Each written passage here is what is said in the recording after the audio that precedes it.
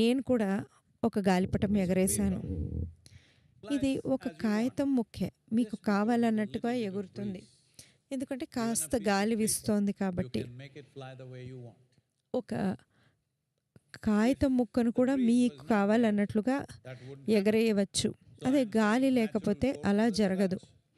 నేనేం చెప్తున్నానంటే సహజంగా ఉన్న శక్తులు అలాంటివి అని. ప్రస్తుతం అవి ఉప్పొంగుతున్నాయి. మీరు ఎలాంటి వారైనా సరే మీరు అంతర్ముఖంగా కదలవచ్చు. మీరు ఒక స్థాయి నుంచి మరొక స్థాయికి వెళ్ళొచ్చు. ఇలాంటి అవకాశం ఉంది. అందుకని ఇది కేవలం మీరు మేల్కొని ఉన్న రాత్రి కాకూడదు. ఇది మీకు మేల్కొలుపు కావాలి. ఇది జాగారం కాదు. మీరు జాగృతం అవ్వాలి.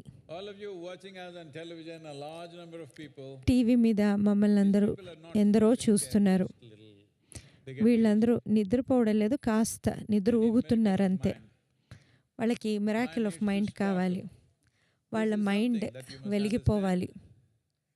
మీరు అర్థం చేసుకోవాల్సిన ఒక విషయం ఏమిటంటే ప్రతి వారు ఎలాంటి వారైనా సరే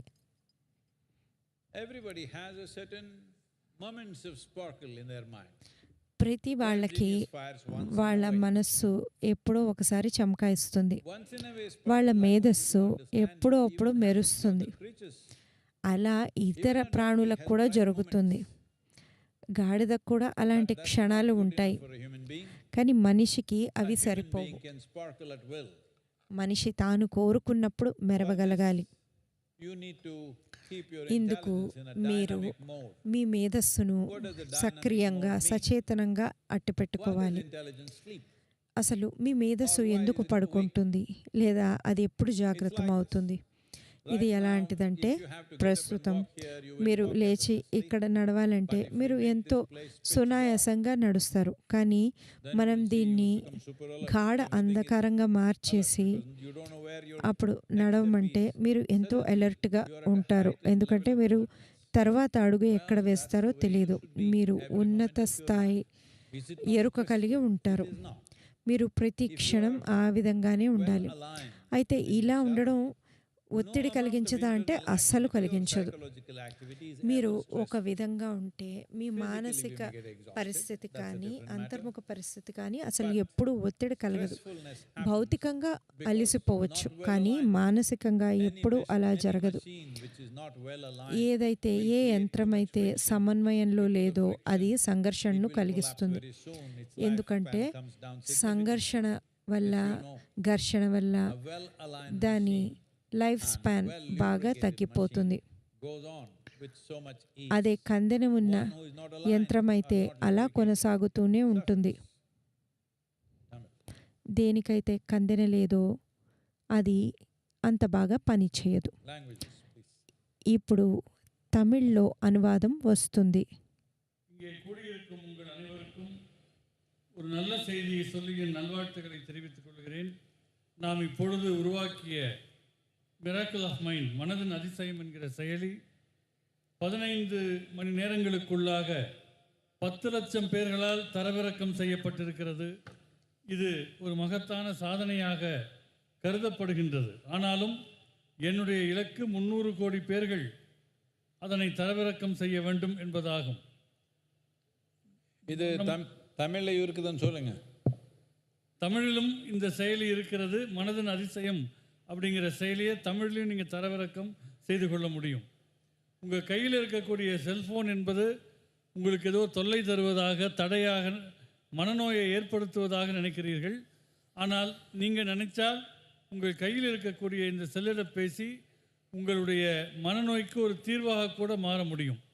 எப்படி பயன்படுத்துகிறோமோ அதற்கேற்ப அதனுடைய தன்மை மாறும். தொலைத்தொடர்பு சாதனம் ஒரு சிக்கலுக்கான தீர்வின் சாதனமாக மாறப்போகிறது. இதை மேற்கொள்ளக்கூடியவர்கள் தொலைக்காட்சியில் நீங்கள் பார்த்தாலும் சரி, இங்கே நேரே வந்திருந்தாலும் சரி, மனநோய்க்கான ஒரு தடுப்பு முறையாக அதை பயன்படுத்துங்கள். அதை குணமாக்குவது மருத்துவர்கள் கையில் இருக்கலாம், ஆனால் வராமல் தடுக்க உங்களால் முடியும். இந்த எந்த தலைமுறைக்கும் இல்லாத ஒரு சிறப்பு நமக்கு இருக்கிறது. உட்கார்ந்த இடத்திலிருந்து கொண்டு உலகத்தோடு பேசக்கூடிய ஒரு வாய்ப்பு நமக்கு இருக்கிறது. நாம் விரும்பும் விதமாக இதனை கையாள வேண்டும். மகா சிவராத்திரி என்றால் என்ன என்று ஏற்கனவே பலமுறை சொல்லியிருக்கிறேன். ஒரு வருஷத்தில் 13 சிவராத்திரிகள் உண்டு. அமாவாசைக்கு முந்தைய நாள் சிவராத்திரி. எல்லா சிவராத்திரிகளிலுமே ஆன்மீக பாதையில் இருப்பவர்களுக்கென்று சில சாதனைகள், ஆன்மீக பயிற்சிகள் இருக்கும். ஈஷாவிலும் அது ரொம்ப முக்கியமானது தான். இந்த மாசி மாதத்தில் வரக்கூடிய சிவராத்திரி மிகவும் சக்திமிக்க சிவராத்திரியாக இருப்பதால் இது மகா சிவராத்திரி என்று அழைக்கப்படுகிறது. கோள்களுடைய நிலை, நிலவு, சூரியன் ஆகியவற்றினுடைய கோணங்கள் போன்றவையெல்லாம் ஒரு சாய்கோண சுழற்சியில் இருப்பதனால் ஒரு உந்து விசை ஏற்படுது. அதுவும் இங்கே வெள்ளியங்கிரி மலை அடிவாரத்தில் ஒரு கருணை களஞ்சியமாக இருக்கக்கூடிய வெள்ளியங்கிரி மலை இதுதான் என்னை ஈர்த்து கொண்டு வந்தது. இது இந்த பகுதியில் தியானலிங்கம் மற்றும் ஆதியோகி முன்னிலையில் மிகச்சரியாக 11 கோண சாய்மானத்தில் நீங்கள் இருக்கிறீர்கள். எனவே இயல்பாகவே உங்கள் சக்தி நிலை மேல் நோக்கி செல்ல இயற்கை உதவுகிறது. இயற்கை நமக்கு உதவுகிற போது அதை பயன்படுத்தி கொள்ள வேண்டும். ஒரு மாதத்துக்கு முன்னால் பார்த்திருப்பீர்கள், பல பேர் பட்டங்களை பறக்க விட்டு கொண்டிருந்தார்கள். நானும் நம்முடைய பெங்களூருக்கு அருகே இருக்கிற சிக்பலாப்பூரில் நம்முடைய சந்நிதிக்கு சென்றிருந்தேன். அங்கே நான் பட்டத்தை பறக்க விட்டேன். பட்டம்னா என்ன? அது ஒரு காகிதம். காற்று கொஞ்சம் உதவினால் அந்த காகிதம் உங்கள் விருப்பத்திற்கேற்ப பறக்கிறது. ஏனென்றால் இயற்கையினுடைய உதவி இருக்கிறது. அதே போல மேல் நோக்கி நீங்கள் வளர்வதற்கு, உள்நிலையில் வளர்வதற்கு இயற்கை இங்கே உதவியாக இருக்கிறது. எனவே இது வெறுமனே விழித்திருக்கும் இரவாக இல்லாமல் விழிப்புணர்வு மிக்க உயிராக இருக்க வேண்டும். எல்லோருக்கும் அவர்களுக்குள்ளே அவர்கள் மேதமை பளிச்சிடக்கூடிய நேரம்னு சிலது இருக்கும். மனிதர்கள் நினைத்து கொண்டிருக்கிறார்கள் அவர்களுக்கு மட்டும்தான் என்று. எல்லா உயிரினங்களுக்குமே உண்டு. கழுதைக்கு கூட சில வெளிச்சமான நேரங்கள் அந்த மனசுக்குள்ள, மூளைக்குள்ள வரும். ஆனால் மனிதன் விரும்புகிற போதெல்லாம் அதை இயக்கக்கூடிய தன்மையில் இருக்க வேண்டும். அறிவு எப்போதும் ஒரு செயல்தன்மையில் வைத்திருக்க வேண்டும். நீங்கள் ரொம்ப இருட்டில் இருக்கிறீர்கள் என்றால் நடந்து போகிற போது உங்களுக்கு அதிக விழிப்புணர்வோடு இருப்பீர்கள். விழுந்து விடக்கூடாது என்கிற எச்சரிக்கையோடு இருப்பீர்கள். அதே விழிப்புணர்வு எல்லா நேரத்திலேயும் இருக்கும் என்று சொன்னால் அது உங்களை எப்பொழுதுமே ஒரு விழித்த அறிவு நிலையிலேயே வைத்திருக்கும். இதனால் அழுத்தம் ஏற்படுமா என்றெல்லாம் சில பேர் நினைக்கலாம். அது ஒரு அழுத்தமும் கிடையாது.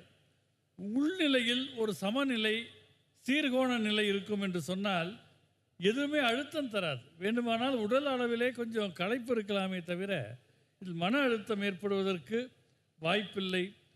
எங்கே உள்ளே சமநிலை இல்லையோ அந்த எந்திரத்தில் ஒரு உராய்வு ஏற்படும். நீங்கள் தொழில்நுட்பத்தில் கூட பார்ப்பீங்க, எந்திரத்துக்குள் எல்லாம் சீராக இல்லை என்றால் சில உராய்வுகள் ஏற்படும். அதன் மூலம் எந்திரம் பழுதடையும். உள்ளே சமத்தன்மையும் சீர்நிலையும் இருந்தால் உராய்வுகள் ஏற்பட வாய்ப்பில்லை.